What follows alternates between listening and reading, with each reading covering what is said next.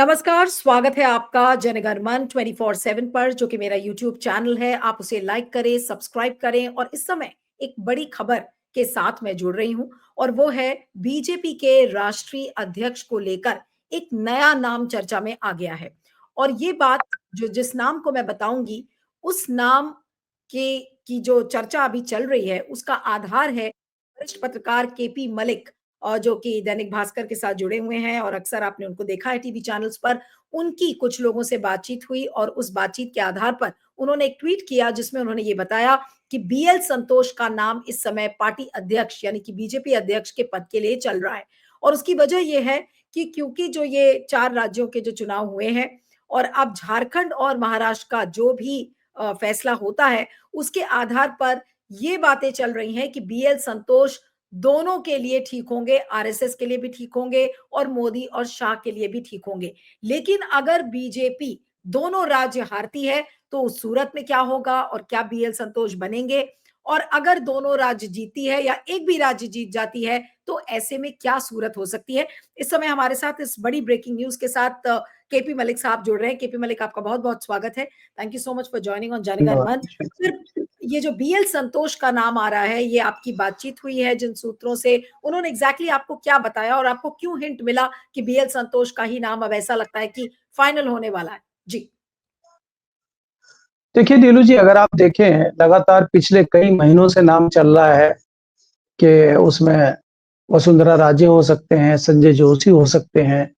तो इन नामों को सुन के आपको लगता है कि ये घोर विरोधी लोग हैं मोदी शाह के। और अगर इनमें से कोई भी एक व्यक्ति अध्यक्ष बनता है तो मोदी और शाह दोनों असहज हो जाएंगे और ऐसी स्थिति में मोदी और शाह कभी नहीं चाहेंगे कि ये लोग राष्ट्रीय अध्यक्ष बने।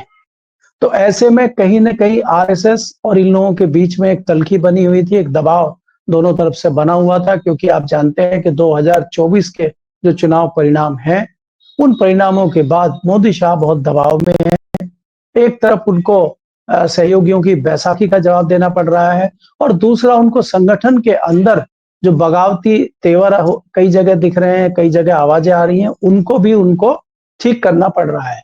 उसी के तहत एक बड़ा दबाव आरएसएस की तरफ से भी आ रहा है कि आप जो है तमाम चीजों पे कंट्रोल नहीं कर सकते। आपको याद होगा कि मैंने एक त्रिशूल नाम से एक लेख लिखा था और उसमें मैंने बताया था कि नरेंद्र मोदी अपने हाथ में त्रिशूल रखे हुए हैं। उसमें एक त्रिशूल का जो एक शूल है उसमें सरकार पे वो कब्जा बनाए हुए हैं, संगठन पे कब्जा बनाए हुए हैं।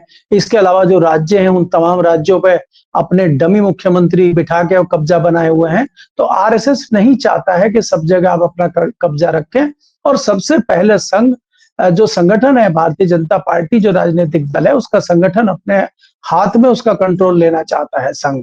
तो इसी के तहत संघ अपनी पसंद का राष्ट्रीय अध्यक्ष बनाना चाहता है। और कहीं न कहीं इनमें ये भी बातें हुई हैं कि भाई आपको अगर सरकार पे कंट्रोल रखना है तो आपको संगठन को छोड़ना होगा, या आप अगर संगठन पे कंट्रोल रखना चाहते हैं तो फिर सरकार का कंट्रोल हमें दीजिए, हम अपनी पसंद का प्रधानमंत्री बनाएंगे। तो दोनों ही चीजों में मोदी जी बुरी तरह फंसे हुए हैं, उलझे हुए हैं।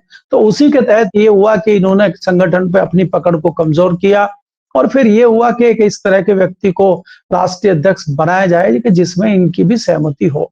तो तमाम नाम अपनी तरफ से इन्होंने पेश किए थे, उसमें सुनील बंसल, विनोद तावड़े और शिवराज चौहान और बाकी कई लोगों के नाम आए थे। तो उस पे आरएसएस ने सहमति नहीं दी थी।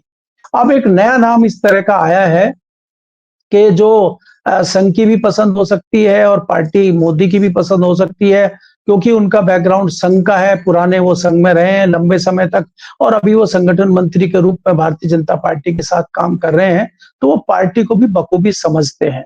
दूसरा क्या है कि अगर आप चुनाव नतीजों की बात करेंगे, लोकसभा चुनाव के बाद ये था कि 4 राज्यों के परिणाम के बाद राष्ट्रीय अध्यक्ष बनाया जाएगा, क्योंकि कहीं न कहीं 2024 में बैकफुट पे जाने के बाद मोदी को ये उम्मीद थी कि इन 4 राज्यों में से हम 1 या 2 राज्य अगर जीत लेते हैं तो हमारे हौसले बुलंद होंगे और उसके तहत फिर हम पार्टी पर दबाव बना सकते हैं।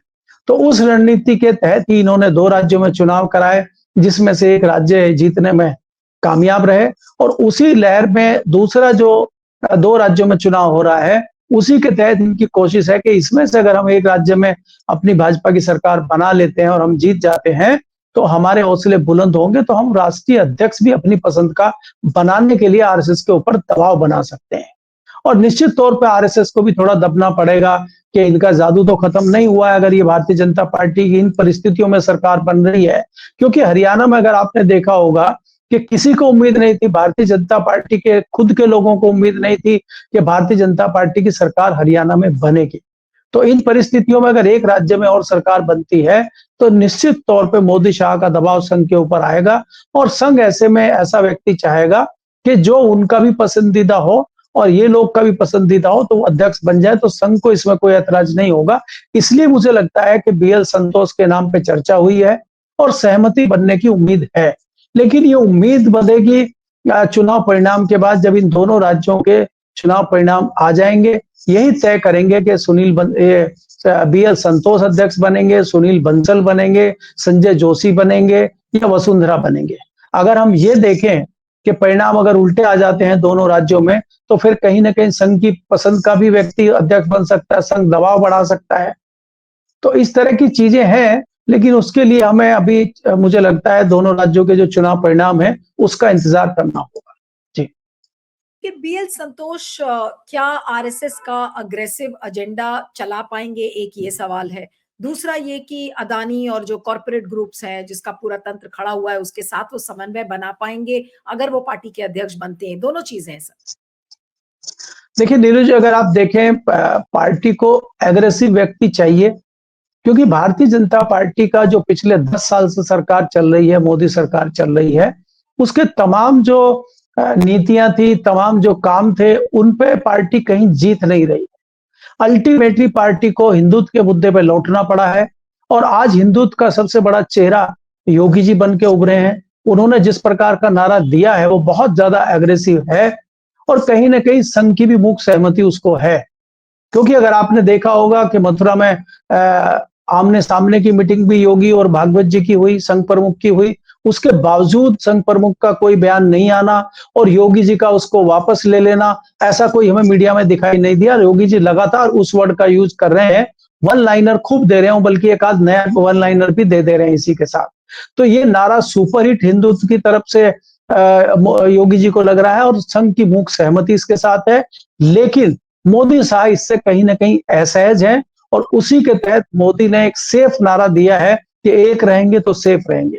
तो ये जताता है कि कहीं ना कहीं जो दिल्ली का खेमा है उसमें भी हड़कंप मचा हुआ है योगी के इस नारे से, क्योंकि उनको लगता है कि योगी धीरे धीरे जो है हिंदुत्व का और देश का बड़ा चेहरा बनते जा रहे हैं। सूत्र ये भी बताते हैं कि जो दोनों राज्यों में चुनाव हो रहे हैं वहां पे बहुत भारी डिमांड योगी की है। लोग ये चाहते हैं कि योगी जी हमारे क्षेत्र में आए और हिंदुत्व की बात करें, क्योंकि सारे जो आपकी योजनाएं हैं, आपके जो काम है, उस पर कोई वोटिंग नहीं हो रही है। वोटिंग हिंदुत्व के मुद्दे पे हो रही है, जातिवाद के मुद्दे पे हो रही है, क्षेत्रवाद के मुद्दे पे हो रही है और सीधा सीधा मुद्दा है कि बटोगे तो कटोगे, तो बांट के वोट मिल रही है। तो ये बांटने का बहुत बढ़िया हथियार इनके पास है और इस हथियार का निश्चित तौर पर बीएल संतोष प्रयोग करेंगे। आपका जो दूसरा सवाल है कि कॉर्पोरेट में वो अडानी को साथ में लेके चलेंगे कि नहीं चलेंगे, देखिए कॉर्पोरेट को साथ लेके चलना भारतीय जनता पार्टी की भी मजबूरी है और संघ की भी मजबूरी है। बिना कॉर्पोरेट के आप राजनीतिक दल नहीं चला सकते, सरकार नहीं चला सकते। इसलिए अडानी को साथ में रखना भारतीय जनता पार्टी और भारतीय जनता पार्टी के अध्यक्ष, चाहे वो बीएल संतोष हो, चाहे वो कोई दूसरे व्यक्ति हो, उनको साथ लेके चलना उनकी मजबूरी है। वो उनको बीच में नहीं छोड़ सकते, क्योंकि वही उनके जो स्वार्थ है या उनके नितार्थ हैं, उनको तो वही हल करते हैं, उनका तो काम वही करते हैं। तो कोई दूसरा ऐसा व्यापारी मुझे दिखाई नहीं दे रहा है जो उनके साथ आ जाएगा। हाँ, ये कह सकते हैं कि बीएल संतोष अगर आते हैं तो हो सकता है वो थोड़ा-सा जो दूसरे व्यापारी हैं उनको भी साथ लेके चलने की कोशिश करें, खाली एक पे डिपेंडेंट ना रहें। वो रिलायंस को साथ में ले सकते हैं, वो दूसरे किसी ग्रुप को साथ में ले सकते हैं। इस तरह की चीजें हो सकती हैं, लेकिन वो अडानी को बिल्कुल किनारे कर देंगे, मैं इसमें इत्तेफाक नहीं रखता।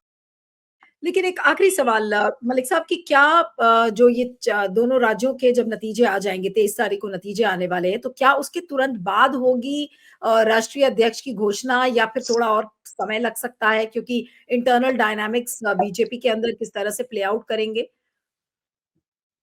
देखिए नीरू जी, ये तो लगभग तय हो चुका है और चीजें चल रही हैं। तो मुझे नहीं लगता कि बहुत ज़्यादा समय लगेगा। चुनाव परिणाम 23 तारीख को आ जाएँगे, फिर जिन राज्यों में सरकारें बननी है वो सारा नवंबर में निपट जाएगा। तो मुझे लगता है उसके बाद दिसंबर में हमें लगता है कि राष्ट्रीय अध्यक्ष की घोषणा भारतीय जनता पार्टी करेगी। जी। जी, thank you so much Malik Sahab, thank you very much for joining.